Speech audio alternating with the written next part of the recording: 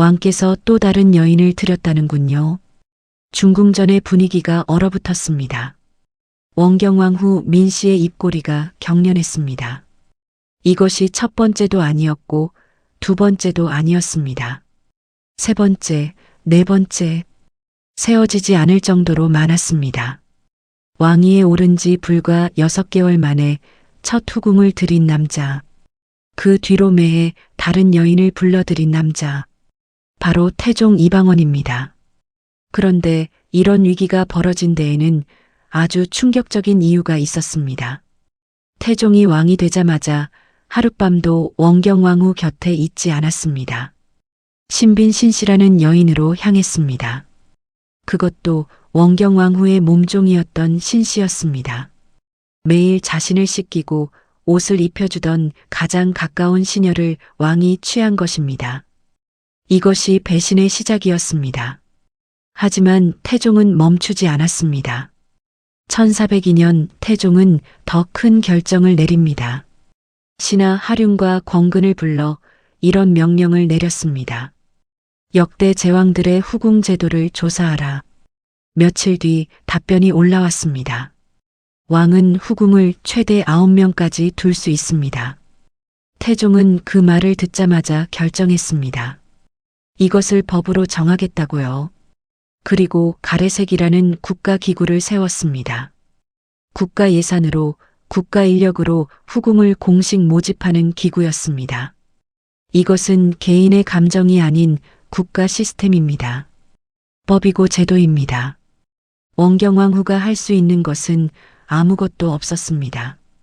왕이 정한 법이었기 때문입니다. 첫 번째 간택 후궁은 의빈권 씨였습니다. 안동권 씨라는 명문가의 규수였습니다. 성균관의 악정 권홍의 딸이었습니다. 태종은 이 여인을 위해 왕비 수준의 성대한 혼례식을 거행했습니다. 국가 행사로서 말입니다. 그 화려한 행렬이 궁궐을 가로질렀습니다. 원경왕후는 중궁전 창문으로 그 광경을 지켜봤습니다. 자신의 남편이 다른 여인과 혼례식을 하는 장면을, 그것도 국가가 인정한 공식 행사로. 이것은 단순한 배신이 아니었습니다. 이것은 선전포고였습니다. 그리고 이것은 시작일 뿐이었습니다. 18년의 재위 기간 동안 태종은 계속 후궁을 들였습니다. 매해 거의 해마다 새로운 여인을 궁궐로 불러들였습니다. 9명의 후궁, 29명의 자녀. 조선 역사상 가장 많은 여인과 가장 많은 자녀를 낳은 왕. 그것이 세종대왕의 아버지 태종 이방원이었습니다. 1400년 11월 태종이 왕이 되던 날입니다. 원경왕후는 새 왕비의 관을 썼습니다. 왕자의 난을 함께 겪으며 남편을 왕으로 만든 그 여인이 이제 국모가 되었습니다. 모든 것이 그들의 것이 될 것 같았습니다. 그런데 6개월이 지나갔을 때 기이한 소문이 궁궐을 맴돌기 시작했습니다. 왕이 원경왕후의 나인 신씨를 들였다는 것이었습니다. 그것도 밤마다 그 여인의 침실을 찾아간다는 것이었습니다. 원경왕후는 그것을 직접 확인했습니다. 신씨가 왕의 침실에서 나오는 모습을, 그녀의 얼굴에 묻은 향료, 흐트러진 옷자락, 모든 것이 명확했습니다. 그 여인이 이제 왕의 침실의 주인이 되어 있었습니다. 원경왕후는 그 밤 잠을 이루지 못했습니다. 남편의 배신감에 분노했습니다. 하지만 더 큰 것은 두려움이었습니다. 자신이 버려질 수도 있다는 그 공포였습니다. 시간이 흘러 신씨는 임신했습니다. 그리고 아들을 낳았습니다. 태종은 그 아이를 대군으로 봉했습니다. 신씨는 이후에도 계속 임신과 출산을 반복했습니다. 3번, 4번, 5번.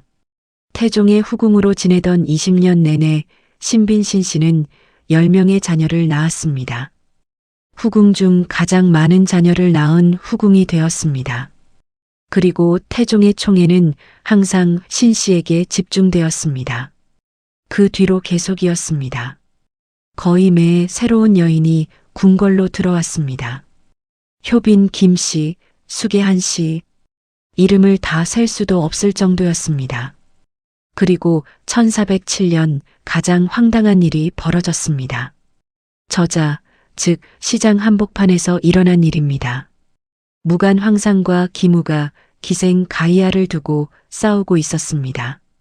단순한 싸움이 아니었습니다. 각각 군사 30명씩을 동원한 무력 충돌이었습니다. 황상은 가이아를 자신의 첩으로 삼고 싶었습니다.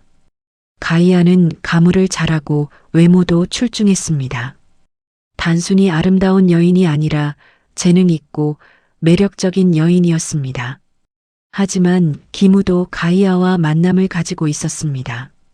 그래서 싸움이 났고 저자 한복판에서 벌어진 그 싸움은 거의 난동 수준이었습니다.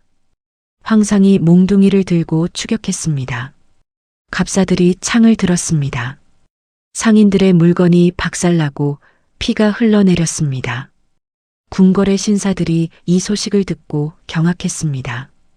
왕실의 정인들이 저자에서 벌이는 무력 충돌이라니, 이것은 부끄러운 스캔들이었습니다.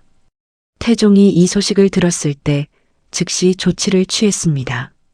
황상을 파직시키고 가이아에게 곤장 80대를 형벌을 내렸습니다. 기생이 왕의 남자들을 두고 싸움을 벌였다는 죄였습니다.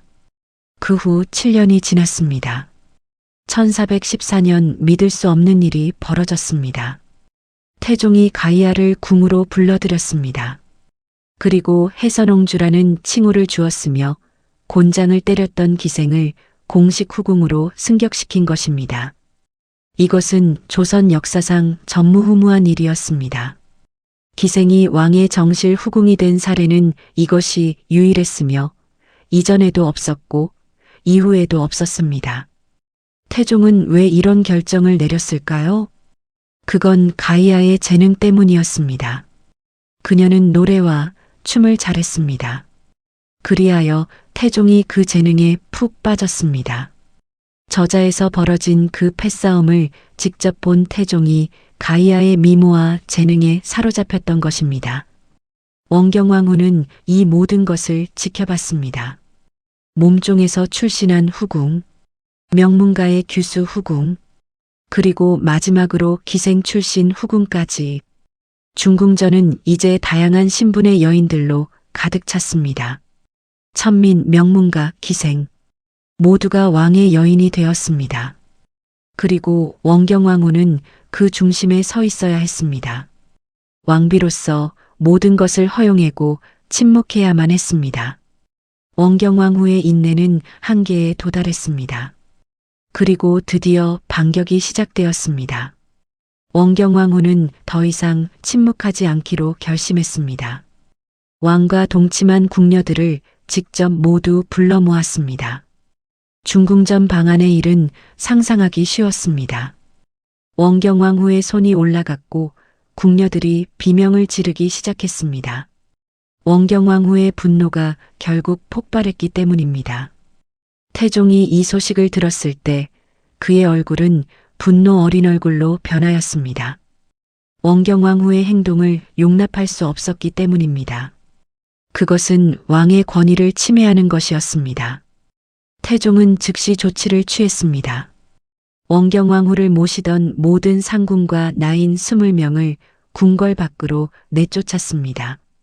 아내를 감시할 사람들을 없애버린 것입니다.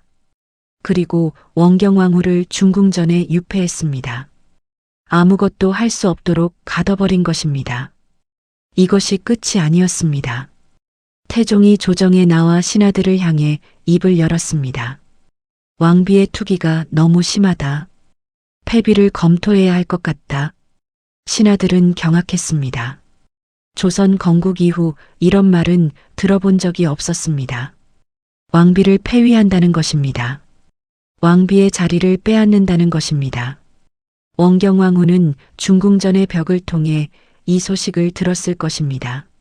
모든 것이 무너지는 기분이었을 겁니다. 자신의 손으로 만든 왕이 이제 자신을 폐위하겠다는 것입니다. 하지만 이때 기적이 일어났습니다. 상황 정종이 나섰습니다. 태종의 형이자 전 왕인 정종이 강력히 반대했습니다. 패비는 절대 아니 될 것이야. 신하들도 목소리를 높였고 결국 패비는 실행되지 않았습니다. 하지만 원경왕후의 왕비 자리는 이미 종이처럼 약해져 있었습니다. 그렇다면 태종은 정말 바람둥이였을까요? 아니면 다른 목적이 있었을까요? 역사가들이 발견한 놀라운 진실이었습니다. 태종의 후궁 정책은 단순한 감정이 아니라 치밀한 정치 전략이었던 것입니다. 조선 초기 왕권 강화는 생사가 걸린 문제였습니다. 고려가 멸망한 가장 큰 이유 중 하나가 외척 세력이었기 때문입니다. 왕의 아내 가문이 국정을 좌지우지했던 겁니다. 태종은 이것을 알고 있었습니다. 그래서 후궁을 다양한 가문에서 의도적으로 선택했던 것입니다. 신빈신 씨는 천민이었고 가이아는 기생이었습니다. 의빈권 씨는 명문가였지만 이미 왕비 자리는 원경왕후가 차지하고 있었습니다. 이것은 치밀하게 계산된 것이었습니다. 후궁들의 자녀가 나중에 외척 권력을 형성하지 못하도록 말입니다. 신빈신 씨의 아들들은 대군이 될 수 없었습니다. 원경왕후와의 사이에서 낳은 세종처럼 세자가 될 수 없었던 것입니다. 그들은 그저 군이 될 뿐이었습니다. 그렇다면 원경왕후는 왜 패비되지 않았을까? 원경왕후의 아들 중 한 명이 세자가 되었습니다. 바로 세종입니다. 세종이 다음 왕이 될 예정이었습니다. 그렇다면 원경왕후는 훗날 세종의 어머니가 됩니다. 즉, 대왕 대비가 되는 것입니다. 그 위상은 왕비보다 훨씬 높습니다. 태종은 이미 계산했습니다. 원경왕후를 패비하는 것보다 세종의 어머니로 두는 것이 더 유리하다는 것을 말입니다. 정치적 판단이었고 이것이 원경왕후를 살린 진정한 이유가 되었습니다. 결론은 냉담했습니다. 태종에게 여자는 칼이었고 왕권을 유지하기 위한 정치적 도구였던 것입니다. 18년의 세월이 흘렀습니다. 태종의 재위 기간 동안 원경왕후는 계속 중궁전에 있었습니다. 중궁전은 이제 다양한 신분의 후궁들로 가득 찼습니다. 신빈신 씨는 가장 태종의 총애를 받은 여인이었습니다. 그녀는 10명의 자녀를 낳았고 3남 7녀, 후궁 중 가장 많은 자녀를 낳은 여인이었습니다. 태종은 신 씨의 침실을 자주 찾았습니다. 의빈권 씨도 궁전의 일부가 되었습니다. 명문가의 규수라는 자부심을 가지고 있었지만 그녀도 결국 후궁이었습니다. 왕의 다른 여인 중 하나였습니다. 그리고 저자에서의 패싸움으로 곤장을 맞았던 그 기생 가이아도 해선옹주가 되어 궁전에 남아 있습니다. 원경왕후는 이 모든 것을 지켜봤습니다. 매에 들어오는 새로운 여인들을, 태종의 애정이 자신에게서 멀어지는 것을, 자신의 왕비 자리가 흔들리는 것을, 하지만 견뎌내었습니다. 왕비로서, 아내로서, 그리고 모든 여인들의 정점에 서 있는 자로서 태종도 변했습니다. 나이가 들수록 후궁들과의 밤은 줄어들었습니다. 왕의 업무는 늘어났고 원경왕후는 태종의 정치 파트너로서 다시 그의 곁에 서게 되었습니다. 1420년 원경왕후가 중한 병에 걸렸습니다. 그녀의 나이가 이때 56세였습니다. 그동안 견뎌낸 마음의 상처들이 몸을 짓누르고 있었을 겁니다. 태종은 원경왕후의 침상 곁을 지키며 떠나지 않았습니다. 역사는 그 순간을 기록하지는 않았습니다. 태종이 원경왕후의 곁에서 무엇을 생각하고 무엇을 느꼈는지를 말입니다. 원경왕후 민씨는 1401년 세상을 떠났습니다. 태종은 3일간 정무를 중단했습니다. 이것은 이례적인 일이었습니다. 왕이 국사를 하지 않는 일은 드문 일입니다. 그만큼 원경왕후를 잃은 슬픔이 컸다는 뜻이었습니다. 많은 신하들은 그 3일을 지켜봤습니다. 태종 이방원, 그 냉철한 왕이자 정치가, 그 권력욕의 화신이 아내를 잃고 슬퍼하는 모습을. 이후 1422년 태종도 결국 세상을 떠났습니다. 원경왕후가 세상을 떠난 지 2년 뒤였습니다. 후대의 역사가들은 태종과 원경왕후의 관계를 어떻게 정의해야 할지 고민했습니다. 정치적 배신인가 아니면 부부의 사랑인가? 아마도 둘 다였을 겁니다. 배신했으면서도 함께 살았고 싸웠으면서도 헤어질 수 없었던 두 사람. 원경왕후는 조선 역사상 가장 위대한 킹메이커였습니다. 자신의 손으로 왕을 만들었습니다. 그리고 그 왕의 권력이 강해질 때마다 상처받았습니다. 해마다 들어오는 다른 여인들, 매해 늘어나는 자녀들, 그 모든 것을 견뎌냈고 평생을 함께하였습니다. 태종이 기억한 것은 무엇이었을까요? 후궁들과의 화려한 밤인가 아니면 원경왕후와의 부부의 시간인가? 실록에는 이렇게 기록되어 있습니다. 상왕께서 매우 슬퍼하여 국사를 3일간 패하셨다. 3일간의 침묵이 모든 것을 말해주고 있었습니다. 한 남자가 한 여인을 얼마나 사랑했는지를. 결국 해마다 들어오는 후궁들도, 그 모든 정치도, 그 모든 계산도 마지막에는 하나의 사랑과 진실 앞에서 무릎을 꿇었습니다. 부부, 그것이 가장 위대한 관계라는 진실 말입니다. 오늘 그날의 선택 한국사는 여기까지입니다. 구독과 좋아요, 알림 설정으로 채널 응원 부탁드립니다.